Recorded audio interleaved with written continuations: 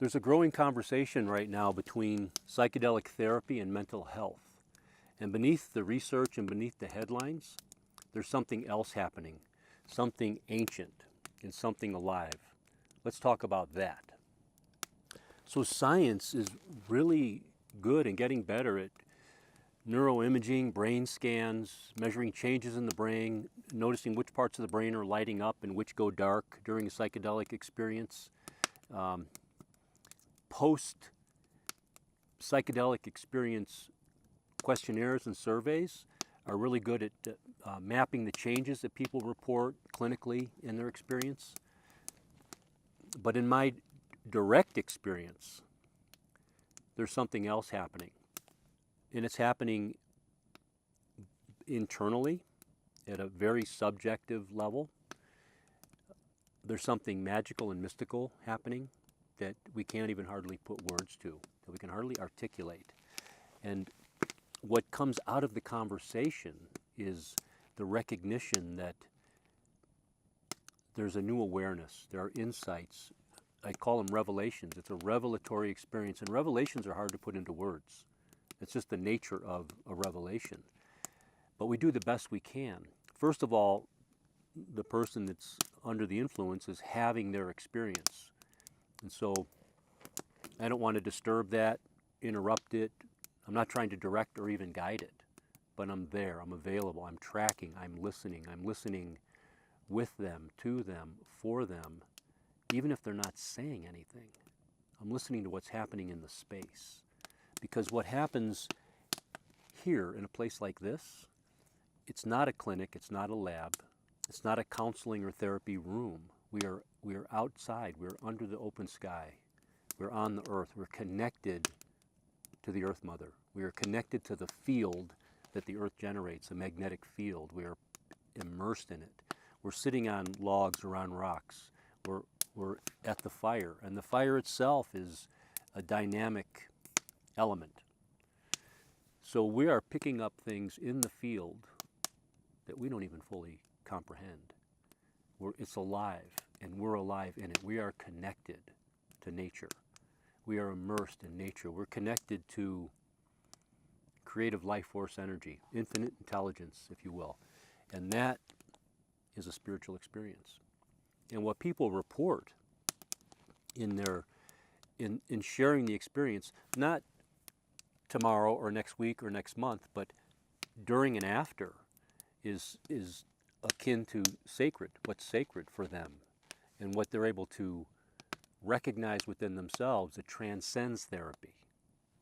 We've gone beyond a diagnosis, we've gone beyond addressing something wrong, and we're looking at what's right, what's connected in that person that's deeper and more profound to who they truly are. We inevitably come to a place where we're talking about and examining who they really are beyond all the outer world labels and diagnoses and treatments, and that's profound, and that goes beyond psychedelic therapy. It takes it out of the medical realm and puts it into a sacred, energetic, spiritual realm.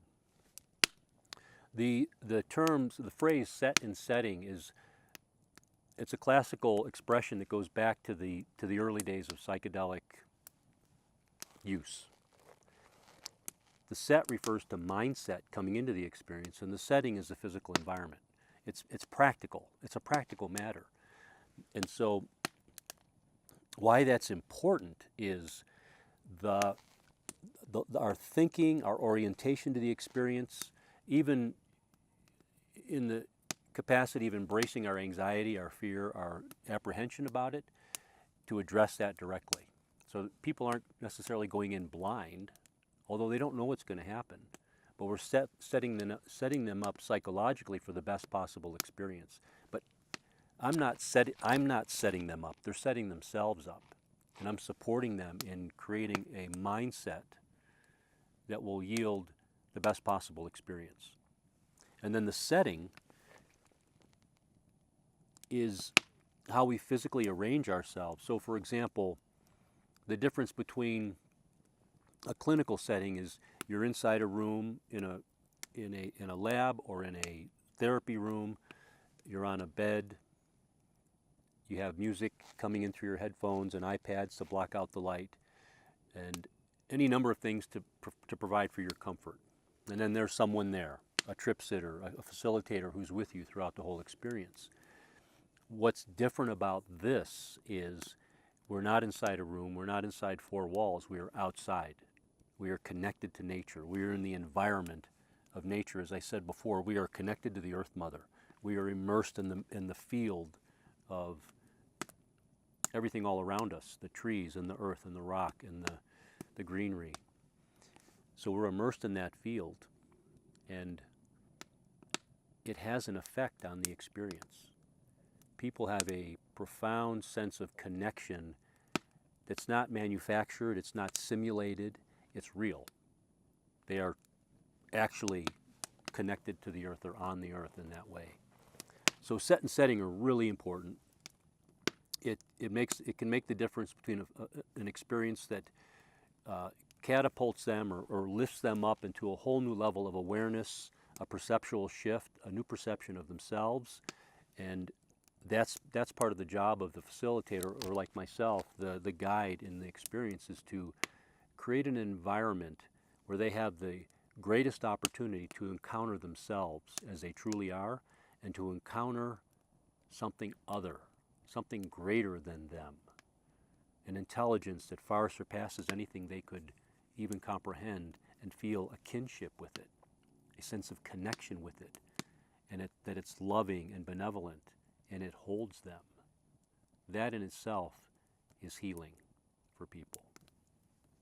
So it's true in my experience, my personal experience, and in my observation and working with others, that the medicine opens a door. It does open a door. It opens a portal.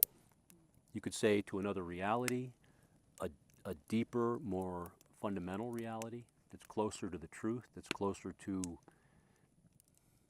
spirit, if you will. And it takes courage to be willing to address that door and go through it. And that's the journey, to go through that door and surrender to what's on the other side. It goes so far beyond treating your depression or addressing your anxiety or resolving your PTSD or any of those things. And it's not to diminish any of those conditions that people struggle with or suffer with. It's to say, going through that door, we literally go beyond them, and something else becomes available.